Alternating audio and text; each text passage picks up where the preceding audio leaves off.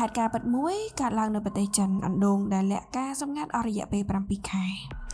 ថ្ងៃទី10 ខែឧសភាឆ្នាំ2012នៅស្រុកភីងសានខេត្តហបៃប្រទេសចិនបុរសកសិករម្នាក់បានដើរទៅកាន់អណ្ដូងចាស់មួយក្បែរស្រែដើម្បីរកប្រភពទឹកអណ្ដូងនោះស្ថិតនៅលើជញ្លងភ្នំឆ្ងាយពីផ្លូវនិងស្ទើរតែគ្មានមនុស្សឆ្លងកាត់ពេលគាត់អោនមើលទៅក្នុងទឹកល្អខ្មៅគាត់ស្រាប់តែឃើញអ្វីមួយអណ្ដែតឡើងដំបូងគាត់គិតថាវាជាកំណាត់ឈើប៉ុន្តែពេលមើលច្បាស់វាមានរាងដូចដៃមនុស្សប៉ូលីសត្រូវបានកោះហៅមកភ្លាមប៉ុន្តែអណ្ដូងនោះជ្រៅនិងមានទឹកច្រើនប៉ូលីសបានប្រើម៉ាស៊ីនបូម3គ្រឿងបូមទឹកអស់រយៈពេល2 ថ្ងៃ1យប់ទើបអ្វីដែលលាក់ក្នុងបាតអណ្ដូងនោះចាប់ផ្ដើមបង្ហាញខ្លួនវាគឺជាសាកសពរបស់ស្ត្រីម្នាក់រាងកាយនាងត្រូវបានរុំដោយកម្រាលក្រែពីផ្ទាំងចងដោយខ្សែលួសហើយនៅខាងក្រោយមានថ្មរៀបមួយដុំ50 គីឡូក្រាមនេះមិនមែនជាការធ្លាក់ចូលទៅក្នុងអណ្ដូងដោយចៃដន្យទេគឺមានមនុស្សដែលចង់ឲ្យនាងលេចទៅនិងមិនចង់ឲ្យរកឃើញជារៀងរហូតការពិនិត្យសាកសពរកឃើញស្នាមរឹតនៅត្រង់កប៉ូលីសកំណត់ថានាងស្លាប់ដោយសារកោះថាប់ដង្ហើមហើយត្រូវបានសម្លាប់មុនពេលយកទៅទម្លាក់ក្នុងអណ្ដូងប៉ុន្តែសំណួរដំបូងមិនមែនសួរថាអ្នកណាជាឃាតករនោះទេគឺសួរថាស្ត្រីម្នាក់នោះគឺជាអ្នកណាសាកសពស្ថិតនៅក្នុងអណ្ដូងយូរពេកមិនអាចសម្គាល់តាមមុខមាត់បានប៉ូលីសដឹងត្រឹមថានាងមានអាយុប្រហែលជា35 ឆ្នាំនិងប្រហែលជាស្លាប់ជាច្រើនខែមកហើយពួកគេចាប់ផ្ដើមបើកសំណុំរឿងមនុស្សបាត់ខ្លួននៅក្បែរតំបន់នោះហើយឈ្មោះមួយដែលបានលេចចេញមកគឺអិនអានភីងអាយុ36 ឆ្នាំដែលបានបាត់ខ្លួនតាំងពីថ្ងៃទី24 ខែកញ្ញា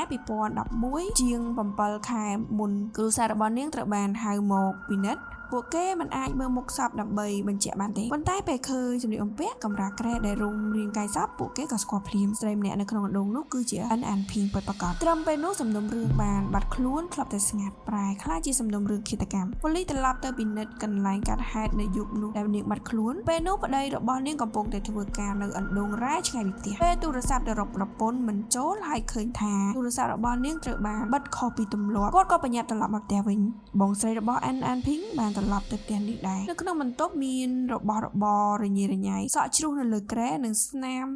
មួយចំនួនដែលមើលទៅដូចជាឈាមអ្វីបង្ហាញថាមុនពេលនាងបាត់ខ្លួនប្រហែលជាមានការប្រតែកបន្ទប់ឡើងនៅក្នុងបន្ទប់នោះបងស្រីចង់រាយការណ៍ទៅប៉ូលីសភ្លាមប៉ុន្តែគ្រូសាបានថាត្រូវតែស្វែងរកដោយខ្លួនឯងអស់រយៈពេល5 ថ្ងៃទើបសម្រេចចិត្តដាក់ពាក្យបណ្ដឹងពេលប៉ូលីសចូលទៅពិនិត្យកន្លែងដែលកើតហេតុត្រូវសម្អាតរួចទៅហើយភ័ស្តុតាងជាច្រើនដែលអាចនៅទីនោះត្រូវបានបាត់បង់ទោះជាយ៉ាងណាមានចំណុច2ដែលធ្វើឲ្យប៉ូលីសជឿថាអិនអានភីងមិនបានចាក់ចេញដោយខ្លួនឯងទេទី1គឺជាអត្តសញ្ញាណប័ណ្ណរបស់នាងនៅក្នុងផ្ទះហើយមួយទៀតគឺជាទ្រព្យសម្បត្តិផ្សេងក៏មិនបានបាត់បង់បើនាងចង់រត់គេចហេតុអ្វីមិនយកឯកសារសំខាន់ទៅជាមួយបើជាអំពើប្លន់ហេតុអ្វីទ្រព្យសម្បត្តិនៅដដែលចម្លើយទំនងស្ថិតនៅក្នុងរង្វង់មនុស្សដែលនាងស្គាល់ក៏លេចមើលទៅអណ្ដូងវិញប៉ូលីសក៏បានរកឃើញតម្រុយមួយទៀតទីតាំងនោះលាក់កំបាំងឆ្ងាយពីផ្លូវធំហើយមនុស្សខាងក្រៅតំបន់ពិបាកនឹងដឹងថានៅតំបន់នោះមានអណ្ដូងណាស់ជនដែលនាំសាកសពមកទំនងជាស្គាល់ភូមិនិងផ្លូវឡើងភ្នំច្បាស់ពេលប៉ូលីសស្រាវជ្រាវទំនាក់ទំនងជុំវិញអិនអានភីងឈ្មោះបុរសម្នាក់បានលេចឡើងគឺចាងចុងលៀងដែលរស់នៅក្នុងភូមិនោះដូចគ្នាមុនអិនអានភីងបាត់ខ្លួនមួយថ្ងៃបុរសម្នាក់នោះធ្លាប់ទូរស័ព្ទទៅប្តីនាងហើយនិយាយពាក្យចម្លែកមួយថាបើមិនទូរស័ព្ទទៅរកប្រពន្ធទេនាងអាចទៅនៅជាមួយអ្នកផ្សេងនៅពេលនោះគ្មាននរណាដឹងថាពាក្យនេះមានអ្វីឡើយប៉ុន្តែក្រោយពីអិនអានភីងបាត់ខ្លួនចានចុងលៀងក៏ចាក់ចេញពីភូមិដោយគ្មានដំណឹងការហៅទូរស័ព្ទដោយចម្លែកការបាត់ខ្លួនរបស់ស្ត្រីម្នាក់និងការរត់ចេញពីភូមិរបស់បុរសម្នាក់